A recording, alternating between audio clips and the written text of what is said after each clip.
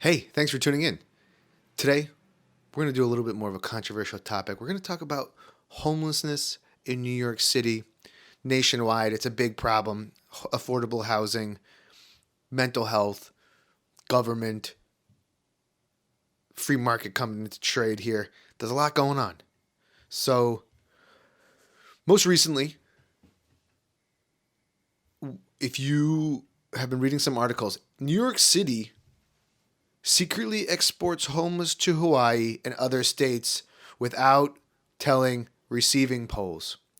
So basically, we have been paying subsidies for our homeless to go to other cities. We give them like a stipend to move, a stipend for rent, and it came out to about $89 million since 2017, August. 5,000 families and 12,000 individuals to places as close as Newark and as far as the South Pacific, according to the Department of Homeless Services data obtained by the Post. And 32 went to Puerto Rico. So our tax dollars are being used to help the homeless, but we're sending them to other cities. I think this is kind of crazy. If you go walk around the city, in any city basically in America in the last 3 or 4 years, homelessness is very much on the rise. New York City hit our all-time homeless plateau of about, I think it was 74,000, and now it's around 68 that they are estimated on the data. But if you just go, it's anecdotal, but if you just go walk around in New York, it's everywhere. You see it. And a couple reasons this is more palpable. I've actually, in the past, I worked at it was kind of like a social club for mental health and homeless people. And I was there for about 6 to 8 months. And, a lot of it was just basically a place to hang out, to be safe. And a lot of articles and things being written about the homeless is that the bunk dorm style shelters run by the city are extremely dangerous and there's a lot of drugs. So some people are saying that they'd rather be on the street than be in these shelters. Actually, where I live, there's pretty much never seen any homeless people. In the last couple months, it's pretty often. And it's just kind of sad that we have a city that tries to help, but the facilities that are being offered are not adequate enough. New York City, one of the most expensive places to live in terms of housing costs in the country. And this definitely factors into it. We did another video before about trying to preserve stabilized housing to get people a cost of living that is livable for living in the city. You can't, not everything can be a $5,000 one bedroom or a $1.5 million two bedroom in downtown Brooklyn.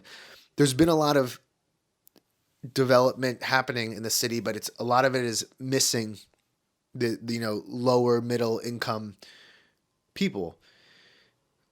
There's lotteries for these things, but people fall through the cracks, and we don't have a mental health system really to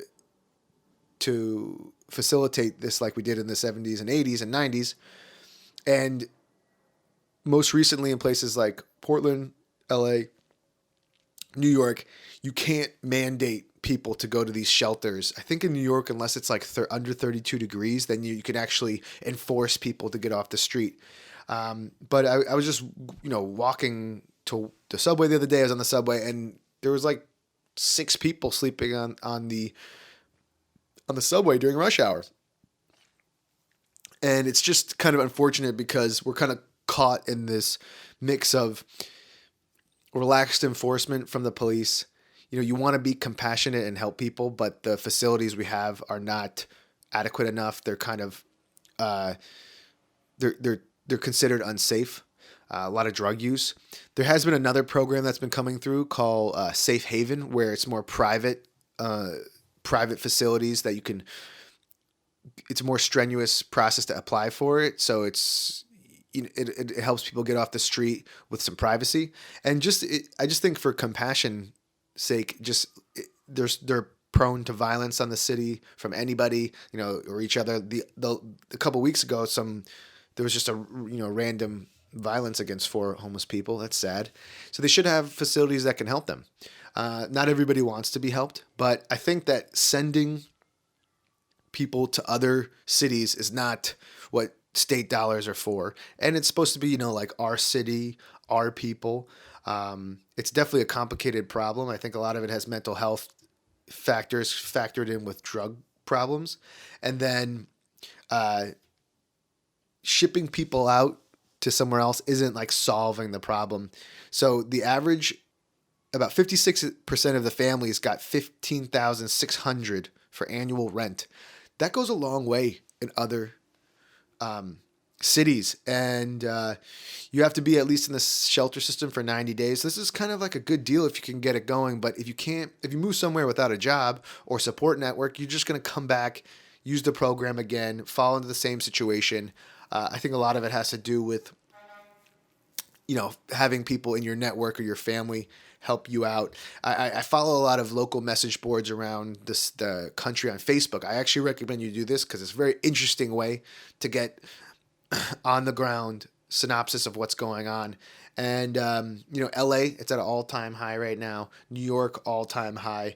And it's a tough problem. I think a lot of people give de Blasio a lot of grief about it. I think he tries his best. We need to make zoning and building more feasible to make lower income housing. On a side note, Industry City is having a rezoning plan. It's a big manufacturing section in South Brooklyn by Sunset Park, Brooklyn Army Terminal. But it doesn't have any residential zoning in this whole place. It's like office, academic, and retail. There's pushback because they're saying it's going to be gentrifying people who are already there, which I agree with to a certain extent. But on the waterfront, there's such a huge swath of land that nobody lives there. No one's going to be displaced. It's all industrial manufacturing. There are some factors to say if the quality of the soil, since it's been manufacturing for so long, is actually safe. This is something happening like in the Gowanus Canal. But it's something, that needs to be considered long term, where it's very hard in a densely populated city to displace people to create more housing. You need to go to places that have the space where you're not displacing everybody already. And New York Times wrote a couple articles back in May talking about this issue as well. And a lot of these people are the same people over and over again. I think that this is also an issue. I think that when people are desperate, then it makes for violence, that people wouldn't do it. So you need to help people out in sustainable ways, not ship them out. It's a combination of the mental health issue, affordable housing, making it cheap to build so that people can get $1,500 studios or $1,000 studios and $300,000 one bedrooms, which is expensive for other places, but for New York, that's like it's not. Or at least it's affordable. We do have programs like HUD and income restricted co-ops, which I think are great. But I think in this situation, I think shipping people out is not the best idea. We need to help them and keep them local so they're not out of a support network. So let me know what you think. If you enjoy the channel, check out my other videos as well. Like, subscribe. Write a comment what you think we should do about the homeless problem in New York. If you have any other experiences. Oh, this is my last one too. Sorry, I forgot about this. A few years ago, every Thanksgiving, I would set up a sandwich stand because we had extra food around Tompkins Square Park. And we did it for a couple years, but then one year, a volunteer came up to us and were saying that you can get fined a lot for giving away free food. And we ended up stopped doing that because we did not want to be fined. And the firsthand experience I had, we probably a couple hundred people we gave sandwich to over the 3 years we did it. A lot of it was mental health issue. So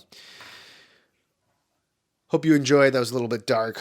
Probably get some flack for this one, but like, subscribe, comment below. And if you have any housing needs, you want to see me do any other stories, let me know. Contact me online at Marcus Amadeus. Have a good day. Bye.